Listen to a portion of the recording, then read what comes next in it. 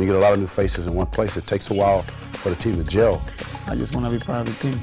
Getting into spring training, getting to know the guys, I fit in real quick right away. You know, everybody was very professional, cared about each other off the field as well as on the field. This club played and bounced back from so much adversity. It was wonderful. And you can remember instances of every player contributing to a big win, a much needed win that lifted this team. It's kind of a never give up attitude, and this team had a lot of fight. Confidence in everybody, no players being selfish, everybody believing in the fact that we can win. Good things are going to happen for you if you keep your same attitude and you keep your same work ethic. I mean, there were so many of these stories, of great human interest stories, that if you tried to make a movie out of it, they wouldn't buy it. They'd say nobody will believe it. To be able to come back in New York and play for the New York Yankees in '96 and be able to win the World Championship, this is for the fans. They deserve that. You don't have to be a baseball aficionado to know about this place, Yankee Stadium in the Bronx, New York. There are many physical things that tell you all about the once-in-a-lifetime moments that have taken place here, but beyond the left center field wall, here in Monument Park, are the faces of the players and managers that have helped make this the most storied sports building on the face of the earth. The only recent era befitting all this team history were the 70s, when the Yankees went to 3 straight World Series, winning back-to-back World Championships in 1977 and 78. Back to the Fall Classic they went, only to lose in 1981, and that's when the Don Mattingly era began. The beloved captain of the Yankees never saw the postseason until his final year, in spite of being on some very, very good, talented Yankee teams. By 1990, the Yankees were in a complete state of decline, losing 95 games, and that's when the franchise turned to general manager Gene Michael and manager Buck Showalter, asking them to turn things around. And they did. They reinstilled pride in the Yankee pinstripes and that spirit of winning, and by 1994, they had the Yankees good enough to win it all. That year, however, the player strike killed every dream. And by 1995, after resuming the mission, the Yankees won the first ever American League wild card on the season's last day. And they led the Seattle Mariners 2-0 after winning dramatically here in the Bronx, only to lose 3 straight games in the dreaded Kingdome. Apparently, in 1995, fate was not something that was on the Yankees' side.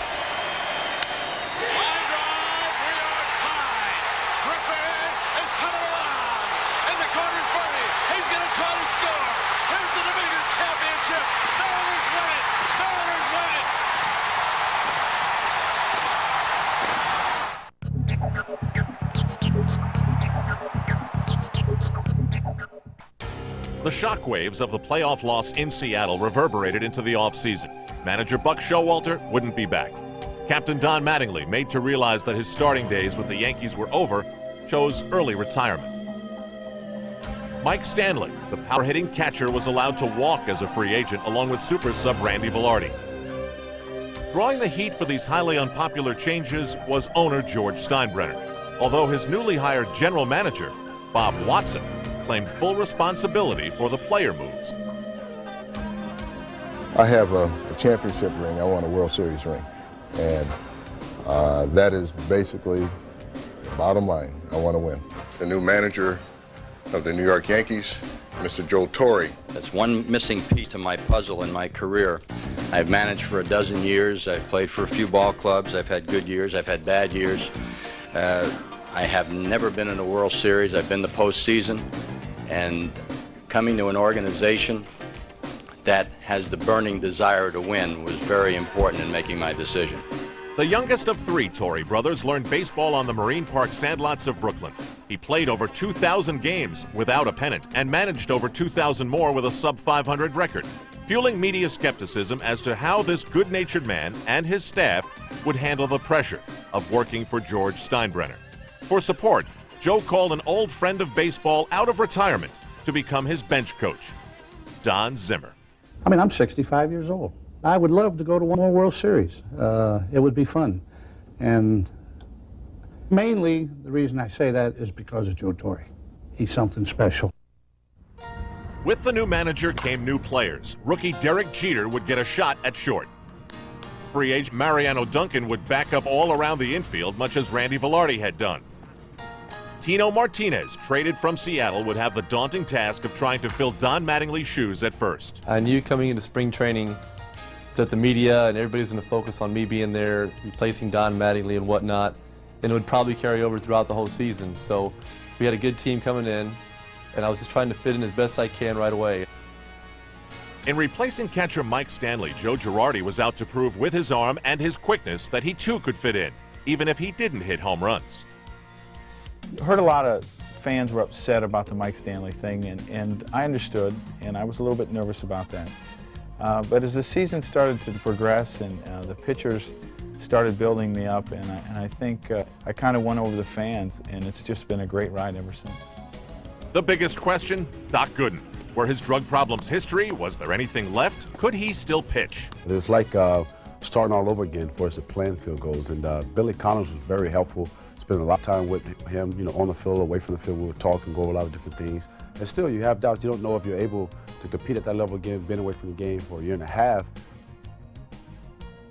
As for David Cone, the only question had been, would the free agent gun for hire go, or would he stay? Yes, I love New York. Yes, my wife loves New York. And here's a chance to be a Yankee for the rest of my career. And the signing of free agent Kenny Rogers would also ease questions about the Yankees' starting pitching. Still, the skeptics were far from satisfied.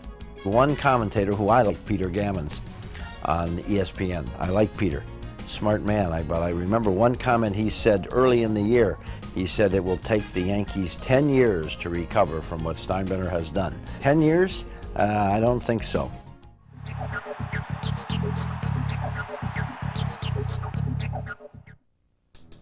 The first question of spring training, how would the veteran Yankee players adjust to a manager whose entire career had been spent in the National League? I'm looking forward to playing for Joe Torre. I think for the first time in his career, it's kind of poetic justice that he's got a legitimate chance to win. Nobody knows who's the right man or the wrong man, but I've always been impressed with Joe Torre. I've always liked him as a person and as a baseball person. He's a native New Yorker. He has the one quality that all native New Yorkers, I appreciate in all of them, is mental toughness. I don't care if you're driving a cab, if you're a cop, or if you're the richest guy in New York. You've got to be mentally tough, and that's a great quality for people to have. Is also a great quality for a manager to have. With veterans like Tim Raines and Mariano Duncan now aboard, the Yankees had increased depth and mental toughness. But what about their 21-year-old rookie, Derek Jeter? Was he really tough enough to become the everyday shortstop? Every year I look for Derek Jeter to stumble a little, and he doesn't stumble. He just seems to dominate. He dominated rookie, dominated A, moved up to Double A. Well, we'll try him there. It's a little quick move. We force-fed him. He dominated there. Then we force-fed him to Columbus, and he dominated there. He could be one of those special ones. 1995 had many people believing that Bernie Williams had finally become one of those special ones. Good as he was, the best seemed yet to come. Everybody recognizes that Bernie Williams is a great player. He feels that, and I think he's going to get off to a very fine start. I think we've seen just the beginnings of the kind of player that he can be. I expect him to be a much better player this year and an even better player in 1997. But pitching? Doc Gooden hadn't pitched at all for nearly 2 years. Melito Perez had missed most of 95, as had Jimmy Key with rotator cuff surgery. Kenny Rogers was presumably healthy, but Scott Kamenicki was coming off elbow surgery. We got a lot of question marks on this team, and that will be answered for us. And it could be, we all could be very happy or very sad. Certainly baseball fans of the Tampa Bay area were happy to see the Yankees launch spring training in the brand new Legends Field, named for all those Yankee legends that had made the Men in Pinstripes the most legendary pro sports team of the century. Living Yankee legends lined up in front of home plate for the new park's inaugural, with the first pitch thrown by their most recent Hall of Fame inductee, Phil Rizzuto. Holy cow, a strike. The Yanks were ready to play ball.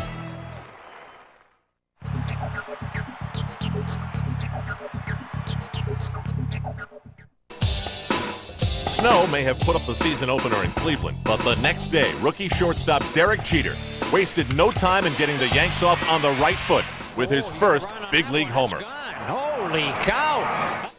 The Yankees took both games from the Indians before venturing down to Texas, where Jimmy Key faced the first serious comeback test after rotator cuff surgery. The Rangers beat him 4-2.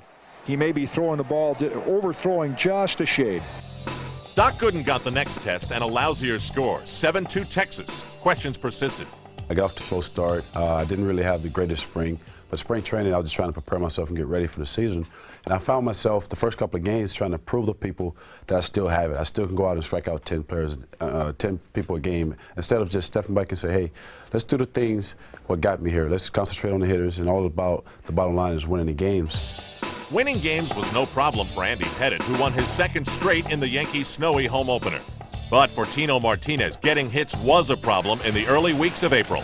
Bouncer out to second base as Tino Martinez continues to struggle, and he is beginning to hear the boos here at Yankee Stadium, and that was inevitable. They booed me early on. I thought I could learn from this. I knew eventually when I'd relax that I'd be able to put up the type of numbers I'm capable of, and this team could win. And on April 24th, he helped them win 10-8 against Cleveland. Tino looking for his first Yankee home run. There it is. Welcome to the Bronx, Tino Martinez, because that is the official time the Yankee fans see him do what he was signed to do. Joe Torre's offense also unleashed a new weapon, speed. From Andy Fox beating out a routine grounder to spark a rally, to Joe Girardi with another surprising steal. And it is not in time. Stolen base by the Yankee catcher, Joe Girardi. Look at Girardi. Steals the bag easily. Holy cow. I'm not a long ball hitter, so I wouldn't have fit really into the typical Bronx Bomber style. And Joe's type of managing is the type of baseball that I'm capable of playing. It makes it real exciting for the players when you're doing all kind of different things instead of just sitting around and waiting for a 3-run homer. On April 30th at Camden Yards, the Yankees exasperated Baltimore with a big 13-10 comeback in the longest 9-inning game ever. A night later, they forced a 6-6 tie that pushed on beyond the witching hour and into the 15th inning when they loaded up the bases for Tino Martinez, an early sign of destiny. To left field, well hit, and it is gone! Grand slam home run! A grand slam by Tino Martinez in the 15th inning. Hitting that 15th inning home run to enable us to sweep that 2-game series, whatever it was a great feeling because we were coming right back to New York, and the fans got behind me 100% from that point on and helped carry me through the rest of the season. The Yankees were in first place for the first time. A day later, David Cohn beat Chicago to give the team a 2-game lead over the Orioles. That's how it stayed for 6 weeks until the Yankees returned to Cleveland's Jacobs Field. At the track at the wall, back-to-back home runs and back-to-back innings by Sierra.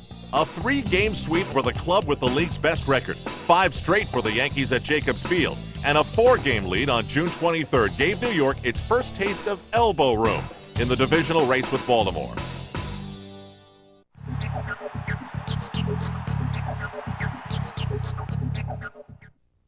While Yankee starters showed their vulnerabilities throughout the season, reliever Mariano Rivera from the first week on seemed virtually invulnerable to pressure, fatigue, and with opponents hitting a mere 189 against him, invulnerable to opposition lumber.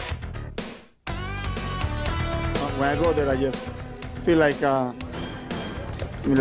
don't gonna hit it. No, Mariano, they really didn't know how to hit it. 130 strikeouts, the most by any Yankee reliever ever, and streaks of 26 consecutive scoreless innings, and most amazing, 15 consecutive hitless innings between April 19th and May 5th. Numbers unheard of for a middle reliever. Just some of the streaks that he ran off this year were, I've never seen a middle relief or a setup man do what he has done. Time and again, the mild-mannered Panamanian protected slim leads in the 6th, 7th, and 8th innings without seeming to break a sweat. If you're healthy and you're confident and you're mentally prepared for the game, you're going to have a lot of success. With Rivera, the Yankees were virtually guaranteed success when leading late in the game. He became known as Joe Torre's secret weapon, while Torre called him his indispensable pitcher. Other managers used other words. This Rivera guy, we don't want to face him anymore. He should be in a higher league. higher league. He needs to go to a higher league somewhere. I don't know where that league is, but we can't hit him. We should ban him from baseball. Should be banned from baseball. That's illegal. Well, if Mariano's explosive high 90s fastball wasn't illegal, it certainly was lethal to most hitters. In his 107 2/3 innings pitched in the regular season, they managed only 73 hits, 34 walks, and untold broken bats. That broke the bat, and Rivera makes the catch to end the game. What a play by Mariano Rivera! Of course, John Wetland was the other half of the Yankees' 1-2 bullpen power punch, but the closer saw himself as only a part of a total team effort by the Yankee bullpen. Struck him out. John Wetland coming with a slider, striking out Rebele to end the game, to save the game. The bullpen is a place of immediacy. It's you do it now. You know, you're on call, and you go in and maybe you're going to do it just one hitter, but you better get it done. That's your job. Just by everybody understanding that from an attitude standpoint is what made the bullpen what it was this year. I've never been associated with a better group of guys that had the same focus and the same drive in the same direction. We all did it together. Wetland pitched roughly half the innings of Rivera, but also had better than one strikeout per inning. His 43 saves and 47 chances led the league and contributed largely to the fact that the Yankees lost only one game all season when leading after 8 innings. It's a real great feeling as a catcher when you know if you can get through 6 innings, you know, you can shorten the game, that you have an unbelievable chance of winning the game. Mo and John were tremendous all year. We're a unit down there, and that's something that I definitely stress. No one guy is better than the other. We feed off each other's success. And the Yankees owed their success as much to Wetland, Rivera, Jeff Nelson, and the rest of the Yankee bullpen as anyone in 1996.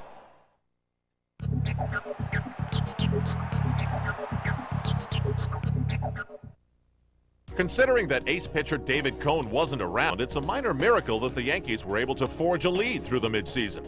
Cone had been sailing along with a 3-1 record until a circulatory problem in his finger caused him to miss one start before his victory over Chicago on May 2nd. Raging into foul territory.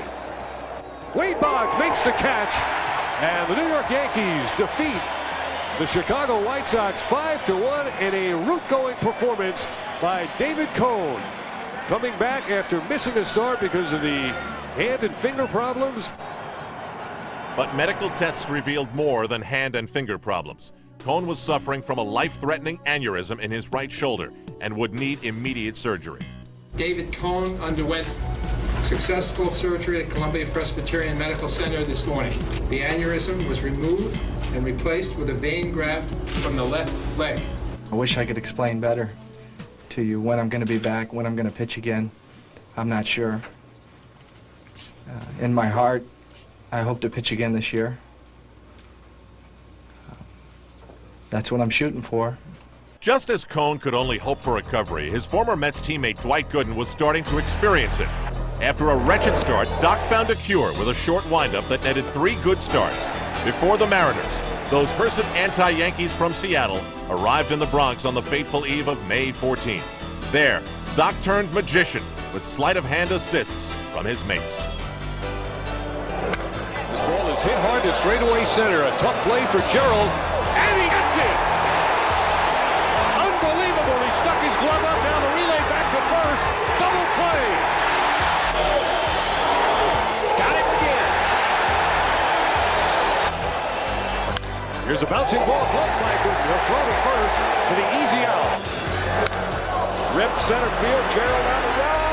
Puts it away, another nice running catch. Things went a little deeper. We got in the 5th and 6th. I really started to believe, you know, maybe we got a chance at something special here. In for a call, strike 3. I was really pumped. I was excited for him. You know, what a better place for him to do it. I mean, he's meant a lot to this city. This ball is hit slowly, fielded by Martinez to the bag with a dive in time. Swing and a miss. Jay Buhner missing. Lifted in the air, in the infield. Derek Jeter waiting. It's the catch. A no-hitter for Dwight Gooden. I think this is the greatest feeling, especially just to do it in New York. From the things I've been through, to make it, back and to come back and do it here in New York is a special feeling. Special feeling? Less than 3 weeks before, he feared he might not get another chance to prove he belonged in the Bronx. Now Doc not only belonged, he owned the town. And the torch of destiny that would light the Yankees through all of the dark points of the season was burning bright that night.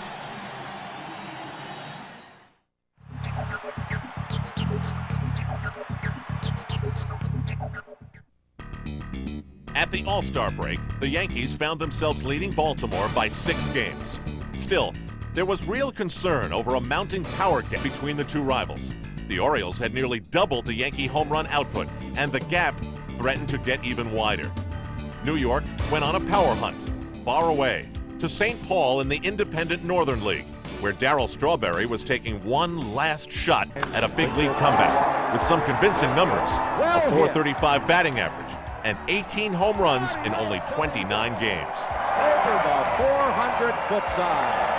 Listen to this crowd. There were a lot of teams that were really interested and believed that I could help them coming down to the point of second half of the season. You're going to be in a pennant race, and here it is, a guy that has been in the majors, has major league experience, and knows what it's all about. It's a possibility he could help our ball club. I'm here, to do my best, for this ball club. I'm not here to complain about anything, and I'm gonna appreciate everything that happens, good or bad. Take it one day at a time.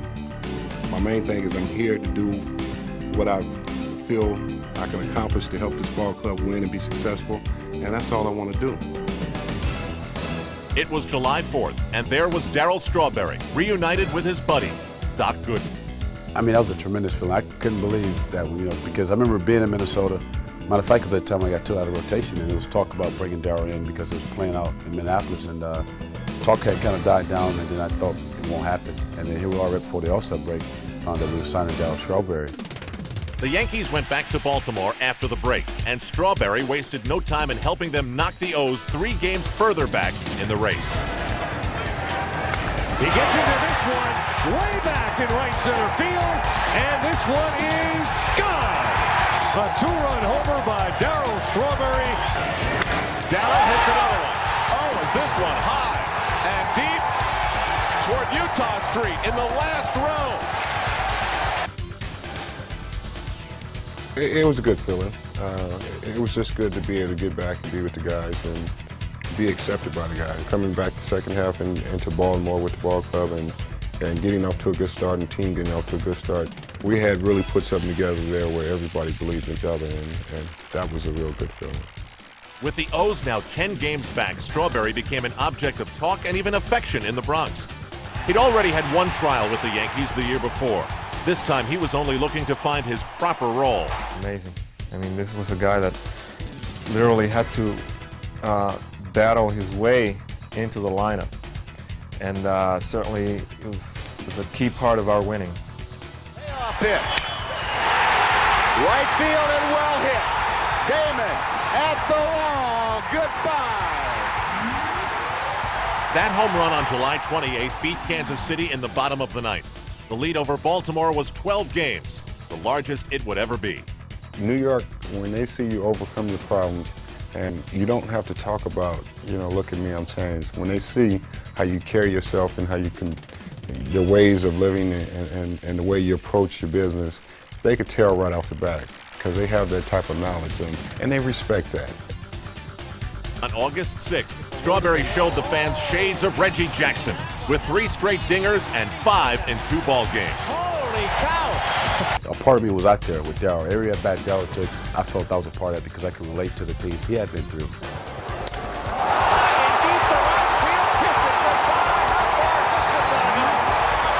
I was just so happy for him, and when he was up there in the batter's box, it was like part of me being right there. Well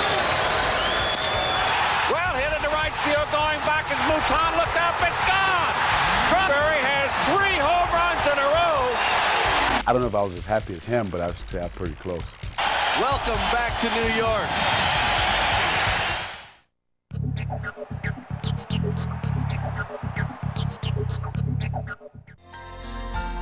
New Yorkers are always sure to pay tribute.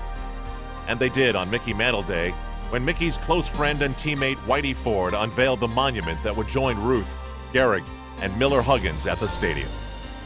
I wanted to be Mickey Mantle. When I was 9 years old, I limped for no reason.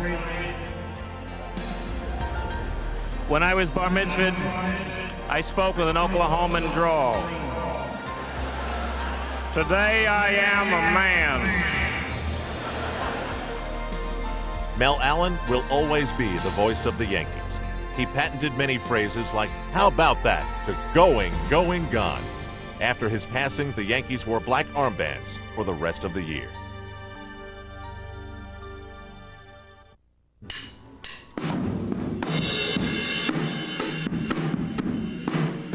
The successful beat of the team was set by Paul O'Neill, and the atmosphere in the Bronx got better every day. The sounds of the subway, the challenge of the Deegan remained constants. But the newly christened Yankee Clipper, this was new. It merrily sailed up from Manhattan to the stadium, where another new tradition was started by the grounds crew.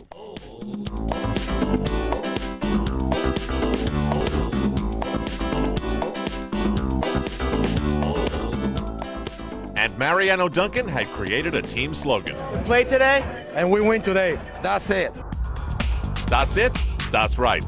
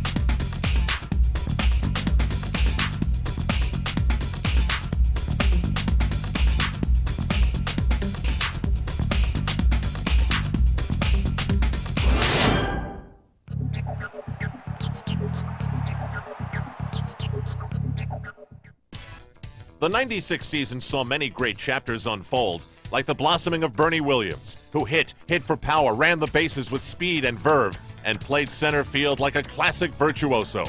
The teenager signed off the Puerto Rican sandlots 11 years before had finally reached prime time. I was a little 17-year-old, maybe 165 or 170 pounds, soaking wet. And he said, well, I see a lot in this kid. I think with the right coaching and the right attitude, he can do good things. And I remember people looking at him, you know, saying, yeah, right. And it was just great to come here and just prove a lot of people wrong. Bernie hits this one to deep left field. Forget it. Martinez will try to go to third. The strong throw by Bernie, and he's out. Bernie Williams gets into it. The first pitch of the 7th inning is gone. To center field. Bernie on the warning track. Leaps to make the catch. What a play by Bernie Williams in center field. Oh, I can't believe it.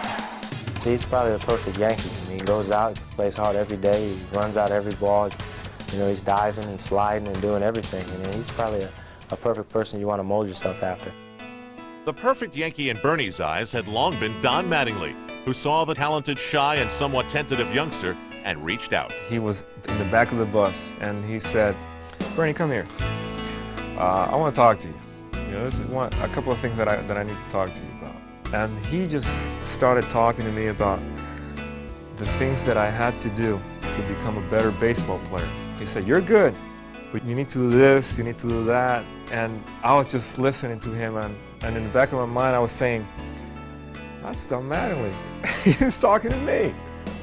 Now, with a .305 average, 29 home runs, and 102 RBIs, everyone wants to talk to Bernie. 1 ball, no strikes. Holy cow! That 1st inning jump for Fudgy. A 3-run job. Up to this point, you really never seen Bernie Williams go out and really blossom on the offensive side of the game. And I think this year, Bernie Williams showed the people that he can really play the game. I mean, he was always been able to run, always been able to play the defense. But as far as being a dominant offensive player, he has showed folks this year that he can definitely do that. Oh, that's guy in deep right field. This was gone way back. Holy cow! Woo! Mercy! Did you see where that went? I can't believe it. Bernie stayed strong even as his 5-year-old son underwent surgery back in Puerto Rico because of an inner ear infection. I remember taking the bus from the stadium to the hotel and just realizing the possibility that he was not going to be here. It was tearing my heart apart. It was just great at the same time to go to Puerto Rico and showed up at the room when he was and watch him just jumping around up and down and being very happy because he has seen me. And my happiness was indescribable. And it was just a great feeling. Before the season was over, Bernie Jr. would have a chance to come to the Bronx and watch his dad be great.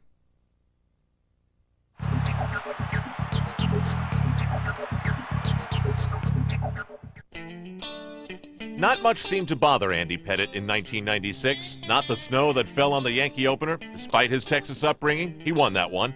And he won 20 more to become the Yankees' first 20-game winner. It's another lefty. Ron Guidry won 22 in 1985. Not bad for a 24-year-old sophomore.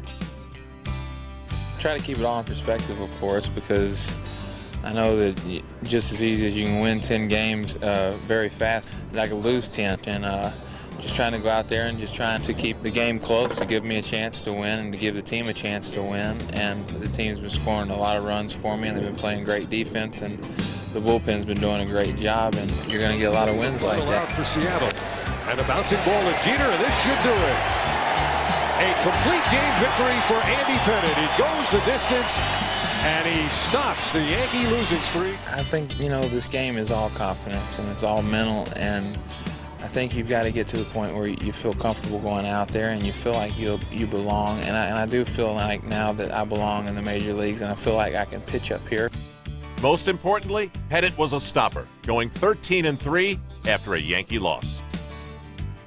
He really pitches carefully with men on, and the numbers show that. League hitting just .226 against him with men in scoring position.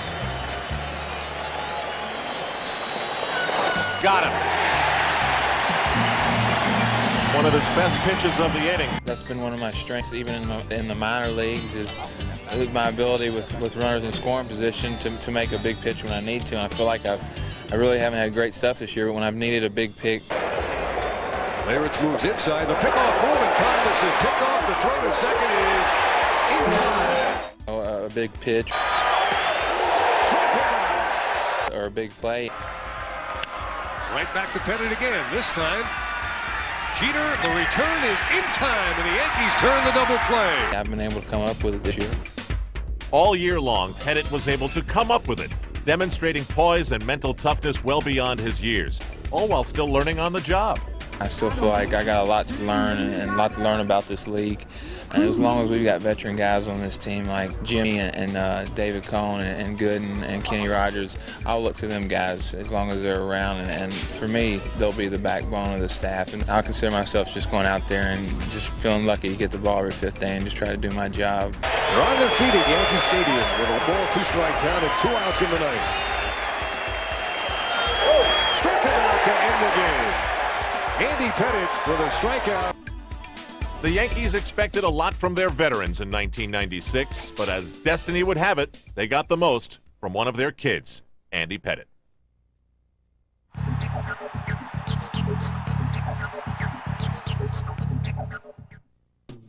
Even though the Yankees led Baltimore by 10 games on July 31st, they still wanted another big bat. They got the big bat of Big Daddy. The night before was probably, the most exciting night of the whole scenario. The clock is getting around midnight. I know that's the trade deadline. I'm wondering, if I'm going to get the opportunity to go somewhere to try to help somebody, get in postseason. At that point, when Buddy Bill called me into his office, I said, okay, here we go. I got a chance. And I never thought I was coming to the Yankees. I think that's why it was such of a shock. Cecil Fielder, the man who's had more home runs than anyone else this decade. Leading scorecard. Cecil cracks it to left. Is it high enough to get out? It's gone. One thing he did have to get used to was being a DH.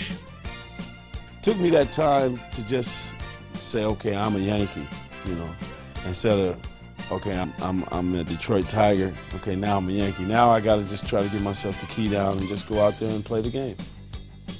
Ruben Sierra had been traded away for Fielder, and he got his revenge first time back in the Bronx. Into left center field. This one really hit, and it's gone. What a way to break in. All right. The Tigers took the first two from the Yanks, but Cecil answered back on August 11th with a 3-run pole shot in a 12-0 blowout. Home run! Holy cow! That was hit so hard it couldn't go foul. He went down and got that, and it went. Ironically, the addition of Big Daddy did not protect the 10-game lead. Instead, New York slumped in August as the offense struggled to readjust its chemistry around Fielder. But by the postseason, they got it right. Well, a lot of people really didn't understand, you know, the things they put up on that marquee out there when it says Cecil Fielder the most home runs, the most RBIs in the 90s. That's true. It's not a fantasy. It's a true statement.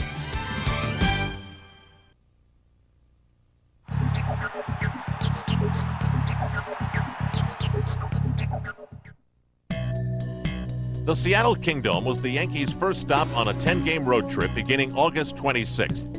Alex Rodriguez and company were waiting to make sure Doc Gooden and the Yankees would be sweepless in Seattle. Suddenly, the Yankees looked very vulnerable. You know, I go home a lot of nights and just, you know, talk to the wife and, you know, tell her, you know, hey, you know, something's not happening. We're not playing like, you know, the Yankees can play. Getting swept in Seattle at the start of a crucial road trip pushed Yankee frustrations over the edge. When you go through something like that, I think that's where you find the real significance of being a close group of guys and all pulling for each other. And you find out how important your manager is to your club. And Joe, during the whole time, never panicked. This club played and bounced back from so much adversity. He was always like, we're going to get him today, we're going to get him today. Guys, hey, man, we've come this far. We're going to win it. Let's just figure out a way to do it. Let's just work hard. Meanwhile, David Cone was doing everything to get back. And on September 2nd, a big moment for the team, a big moment for him. Everyone held their breath. Ballpark, etc. Swing and a miss, strike three. David Cone is certainly back. Sparked by Coney's gutsy return, the Yankees bounced out of their funk. After watching their lead over the Orioles shrink to 2.5 games, the Yankees held a closed-door meeting to get back to the basics. We play today, we win today. A ball club like a ball club that we know that we have a good team, and I know that we have a chance to win since the beginning. When I came here, I just say to a lot of my teammates in spring training, hey, we have a chance, you know, to go all the way. High, deep to right field. This is gone. A lead home run. Holy cow! We had just an attitude that we really didn't care who the hero was, but at the same time, everybody felt the responsibility to do their job, you know, when they were called upon it.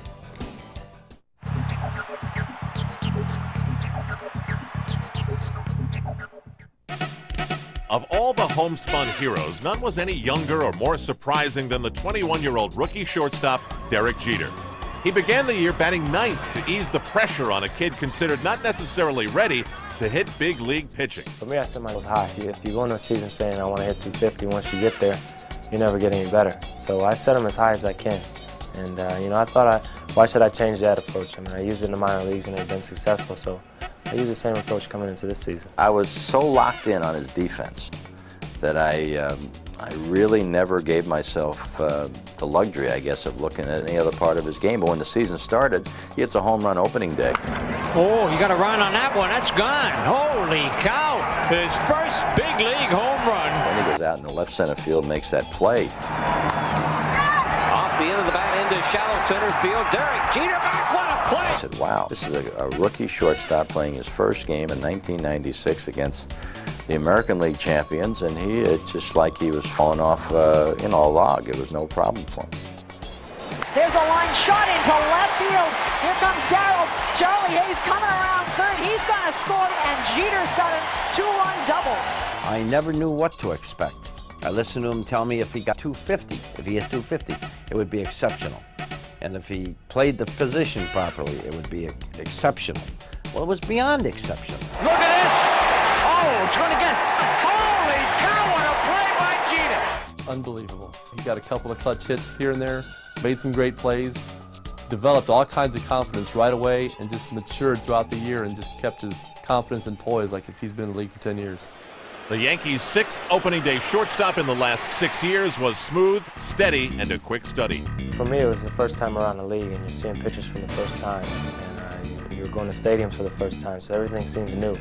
Towards the second half of the season, you're going around, you know some people, you try to make some adjustments, and pitchers make some adjustments as well, but I think I was just real fortunate the second half. As the season progressed, so did Jeter. A .277 batting average in the first half, .350 in the second. All told, he hit .314, scored 104 times, and drove in 78 more. The most RBIs by a Yankee shortstop since Frank Crosetti in 36. I think G is just an outstanding person. I think that comes first. I feel you have to be able to get respect from that guy that sits next to you. You have to be able to get respect from the people that watch you play.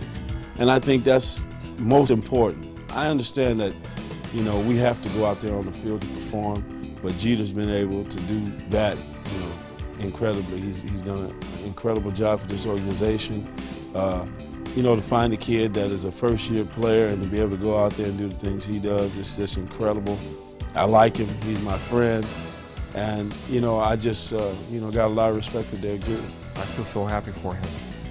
And he's been one of those guys like the rest of us, you know, like Pettit, Larritz, and the guys before us. And it's just a great feeling, you know, to grow up in the organization and come up and have a chance to have a world championship and a World Series ring, you know, in the same team that you originally signed from. It's a great story, but it's a great young man. He has all less qualities. On September 18th, it was showdown time. The Orioles came into Yankee Stadium just 3 games back.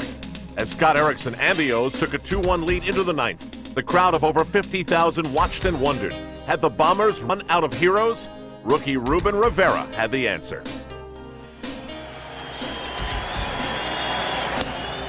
Line to Alomar, base hit! Over his head, Jeter scores, and the Yankees win! Ruben's bloop hit over Alomar's glove put the Yankees 4 games up on the Birds, a lead they fought to protect against all comers, especially the red-hot Red Sox. 2 out in the bottom of the 10th. And it's into center field. The Yankees have won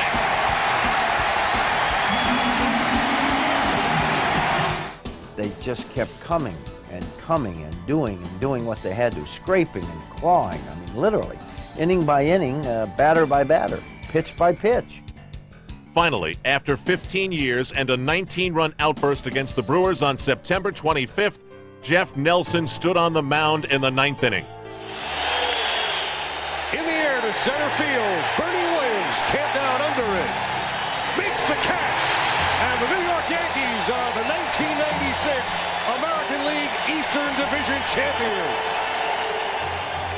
When we went, we were 12 games ahead, and then we went down to 2.5. You know that if you're not worth your salt, you're going to just fade away, but that wasn't the case. You know, we have a lot of players with a lot of heart, and that's really brought us through.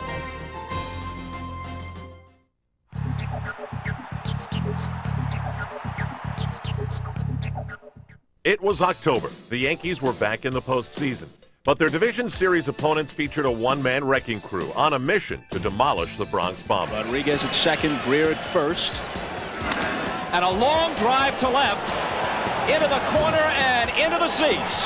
Well, George Steinbrenner better check the deed, because these days it's Juan Gonzalez who owns the New York Yankees. After the 6-2 win, the Rangers needed just 2 more.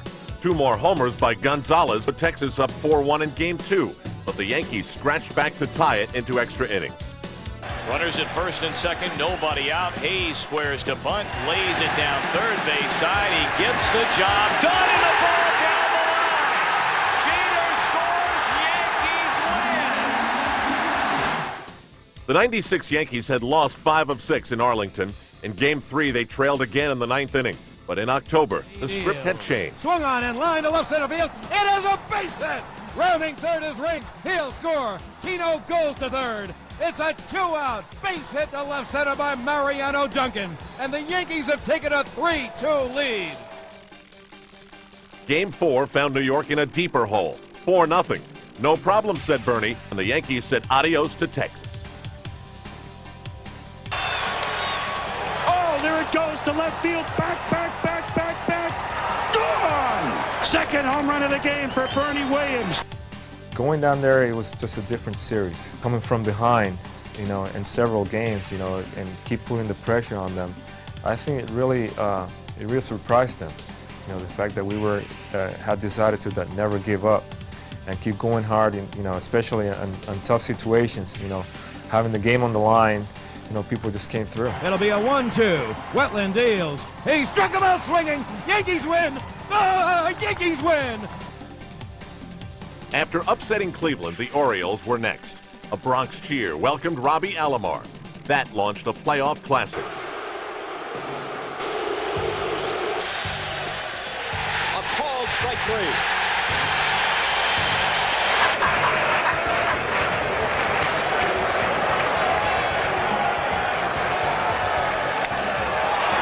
In right field, Tarasco going back to the track, to the wall. And what happens here? He contends that a fan reaches up and touches it. But Richie Garcia says no, it's a home run. Myers deals. Swung on and driven to deep left. It is high. It is far. And it's gone. Yankees win. Yankees win. Burn, baby, burn. He's done it again. Tied at 1, the series shifted to Camden Yards, where the Yankees hadn't lost all year. They were not about to start. The 1-1. This one is hit the opposite way, and it could be trouble. It gets down. Surhoff cuts it off before it gets to the wall, and that's a huge play because Williams has to stop at third on the double by Martinez. Now the ball bounces away. Williams sprints for the plate and scores. That was strictly a reaction play. I don't know to this day what made me react the way I did. I knew that he was not going to throw the ball at second base, but I saw the ball on the ground and I saw Cal still trying to be the cutoff man. I guess they took for granted the whole situation and they didn't expect the ball rolling out there in the hole and shortstop. When I saw that, I went like, go get him. Just take the chance, take the opportunity and run as fast as you can. Swung on and drilled to deep left. It is high. It is far. It is gone. A 2-run home run for Darryl Strawberry. Postseason play, you can't take anything for granted, because if you do, you'll be going home. Here's a drive to deep left center. This ball is on its way. This ball is gone. You don't go into postseason feeling like, okay, this is something you've never done before. You have done it before. You played the game of baseball before, but you just haven't been into October. The 2-2 pitch. A bouncer to deep short. Jeter, long throw. Diving is Cal. But he can't get there in time, and the Yankees win the pennant. I'm usually watching this thing on a 20-inch television set. It's nice being inside it for a change. I can't describe it. A year ago, I'm not working. To all of a sudden, a year later, be in this locker room with all these guys I love and to go to the World Series. I mean, that was the missing piece out of my career, and it's big. And to sweep them 3, I mean, it was beyond belief, and you just felt, ugh, how many more miracles are there? How many more miracles? It was time to find out as the Fall Classic returned to the Bronx after a 15-year drought. This is a dream come true. Just to get to play in Yankee Stadium and get to do it in the World Series, I mean, it just seems like the World Series and the Yankees go together. So they've been there so many times. So it's just a great thrill for me. But the so-called team of the 90s got down to business. Into left field. Well hit. Strawberry back at the wall. Another home run for Andrew Jones. Smoltz, Then Maddox outscored 16-1. The Yankees looked dazed. Down 2-0. They headed to the home of the Tomahawk Chop. Joe Torre telling me after we lost the first one that we weren't focused and he didn't think we could win the second game here. But then he looked at me, he says, we're going to go down there and sweep them in Atlanta and come back here and win it on Saturday. And I felt like saying, oh, Jesus, are we in trouble. Road warriors all year, the Yankees now prayed for one more gift of road magic.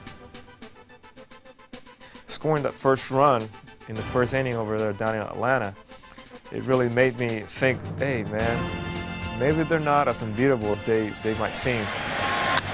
Up the middle of base hits. Raines comes in to score, and the Yankees score first. Joe Torre and the Yankees couldn't have written a script any better than that. Bases loaded, 2 out. To the right side, it's foul. Girardi is there. Inning over. David Cone gets through the frame as Girardi makes the catch. It's a 2-1 game. Swung on and drilled to deep right. It is high. It is far. Oh, it is gone into the right field seats. A 2-run home run for Bernie Williams. A 5-2 win. The Yankees at last had a foot in the door. But in Game 4, the Bomber turnaround looked terribly fleeting. Looking up at a 6-0 deficit, the Yankees dug deeper. They clawed back to 6-3. Then in the 8th inning, Bobby Cox sent Mark Wohlers in to face Jim Leyritz. It'll be a 2-2. Swung on and hit in the air to deep left. Jones back toward the track at the wall. It is gone! A 3-run home run. And the gritty Yankees have come all the way back. 6-0 down to tie the game at 6. Pitch. The Yankees take the lead.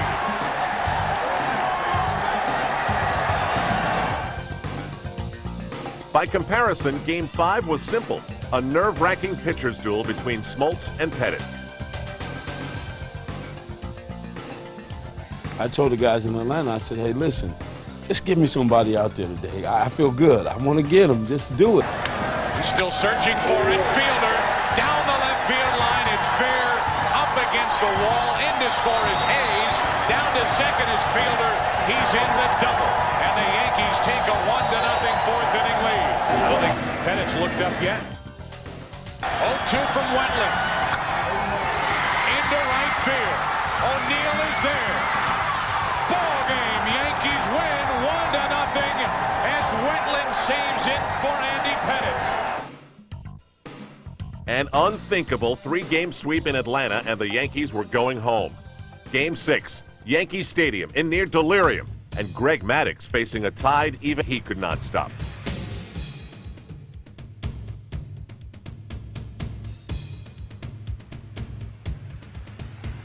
Swung on and driven to center field deep. That's going to get the run in, might be more. Grissom back, still back. It's over his head and up against the wall. O'Neill scores. Girardi round second. He'll go to third. The throw is late. He slides. Triple. Yankees lead 1-0. When I got to third base, there was almost a tear in my eye. There actually was, because I hadn't had a hit during the World Series. For me, that was just a wonderful experience, and I wanted to cherish it. And that's a base hit into left field. Girardi scores. 2-0 Yankees. Got in the dugout and still had that tear in my eye, and we were at 2-0, and I knew if we could get through 6, we had the Mow and Wet show, and my dreams were about ready to come true.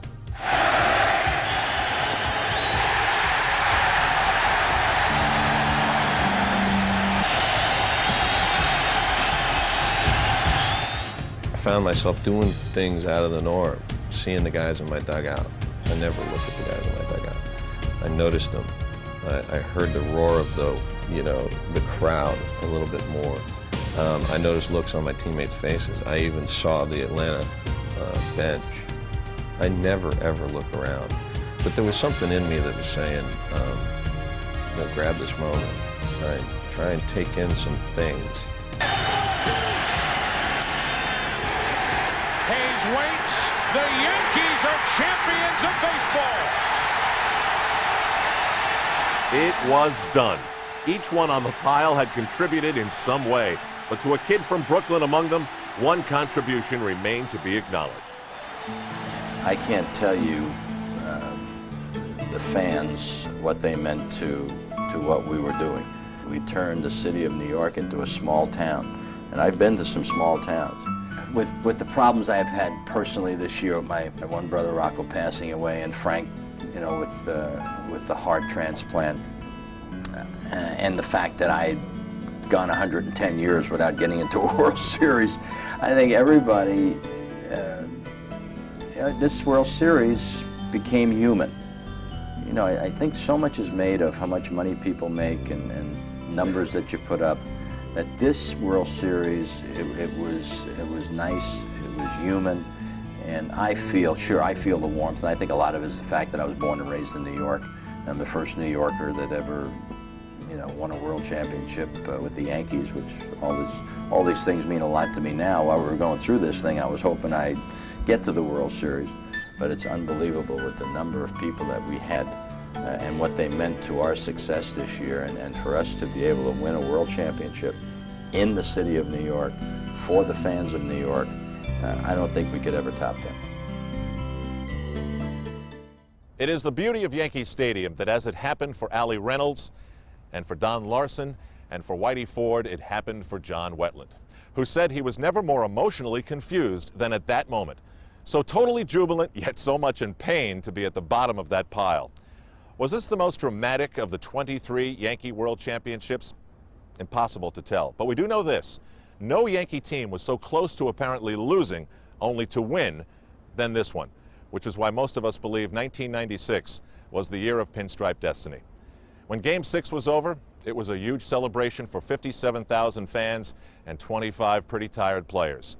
But what happened next was a celebration of an entire city.